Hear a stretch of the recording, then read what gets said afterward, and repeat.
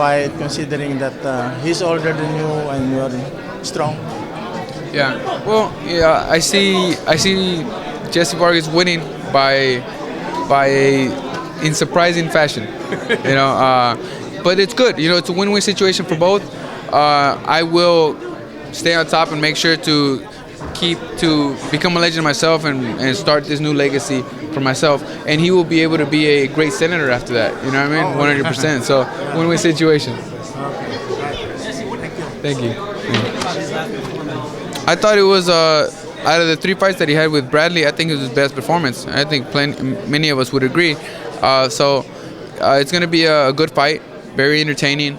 He has a lot left in the tank, but I'm ready. I'm ready for the best Manny Pacquiao that can show up that night, and it's my time to shine now. Jesse, how are you approaching this fight? As your first title defense or as a fighter with a legend? It's my first title defense in the welterweight division. As you know, I'm 2-division world champion, so it's just another fight for me. I mean, you have to understand that I've been doing this since I was 8 years old, and I've defeated so many guys that they said that they were the best in the amateurs, in the pros, and that they said that they were going to defeat me, and a lot of people thought they were going to defeat me, and I proved them wrong. So I mean, I'm used to being the underdog, so right now being in such a big fight and me being the underdog again, it's just another fight. It's just something else that I have to prove to the people. You were looking for a Kell Brook fight, but that didn't go through, and you ended up with a fight with Pacquiao. Did you get the better end of the stick? It's another fight, you know what I mean? I think that it's a better opportunity just because the name recognition that Manny Pacquiao has is much bigger than what Kell Brook has, it has to offer. So it's definitely a plus, and I'm glad to be in this position. Jesse, most fighters are usually not worried at all about Manny Pacquiao's speed, and then they come to find out that his speed is a big difference in the fight and his awkwardness being a lefty. Are you at all concerned with his speed or his awkwardness? Not at all, to be honest, you know what I mean? Because we are setting to outdo Manny Pacquiao when it comes to speed. We're going to be faster than him. We know that we can match it. We knew that before. But then I saw some internet trolls say, oh, he's not going to be able to handle his speed.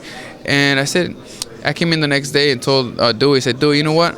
I don't only want to match his speed. I want to be faster than him. So let's start working on that. So that's a goal of mine, to be faster than Manny Pacquiao. If he was able to reach a certain amount of speed, when I can increase it and I can take it to another level, and that's what I'm going to do on November 5th.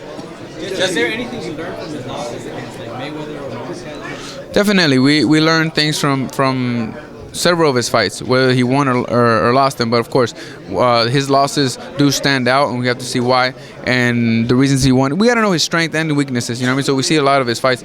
But more than anything, I'd say Dewey watches more. I don't really like watching tape. I let Dewey watch it, and he does all the homework and tells me, comes up with his assessment and tells me what we have to do for fight night. When did you stop working with Morales? I mean, you have to understand, we only worked together for about 2.5 weeks, 3 weeks. You know what I mean? I changed trainers in the middle of camp. You know what I mean? So it was something that needed to be done at that time, but it's just no one ever sees that. You know what I mean? I was going through a lot of complications in training camp for that fight, but 3 weeks was the deal, and that was that. Jesse, what do you have to do to earn Manny Pacquiao's respect inside that ring? Show him that I'm a fighter. Show him that I'm not scared of him, and show him that he's in for a real fight with a very intelligent fighter. And does it faze you at all that you're facing a legend, one of the best fighters of our generation? He's just another fighter, Opponent? Just another opponent. Not another opponent, because he's just another fighter. Right. You know what I mean? That's the way I see it. A lot of people. I've been in this position where I'm the underdog, I think, in every one of my fights. And I proved everyone wrong several times. I mean, I proved them that I'm the real deal. But whether I get the credit or not, I beat these guys that you think that they're future superstars, and they have the KO ratio 80% or whatever the case might be, and they're animals. But then I beat them, and then you say, well, they weren't that good anyways. You know what I mean? So this one here, you really don't have any excuses except for one boxing analyst that already is coming up with excuses if I beat him. It's like he's saying, well, the minute he loses to Jesse, well, we're gonna say this.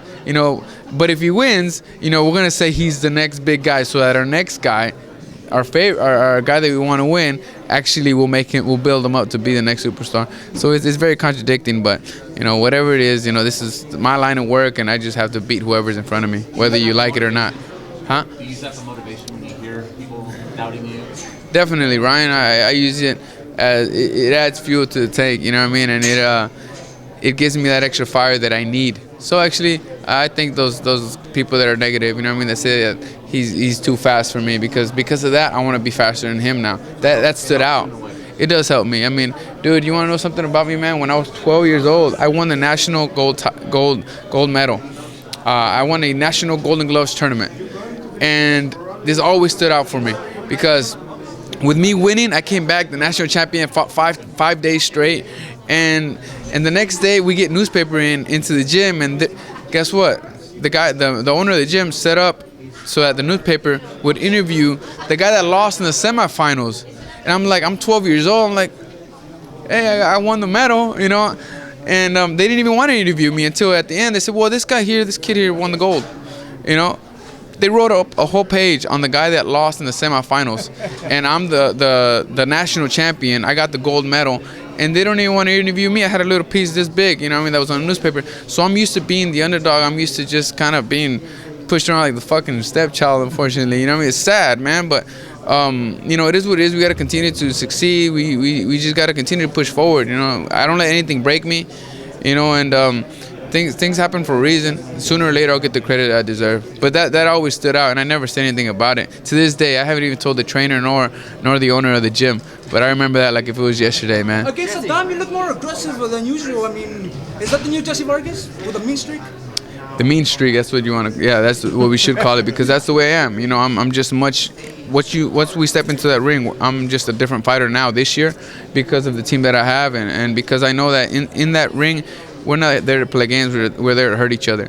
You know, and after the Bradley fight is when I say, you know what, forget all this, forget me trying to give the fans a nice boxing style, you know, a nice strategy and a classic boxer, Sugar Ray Leonard style. Nah. So you're not going to take Steve Wynn's advice? You're not going to take his advice? They want to see knockouts. You're not going to take Steve Wynn's advice? Your style, how has he changed it?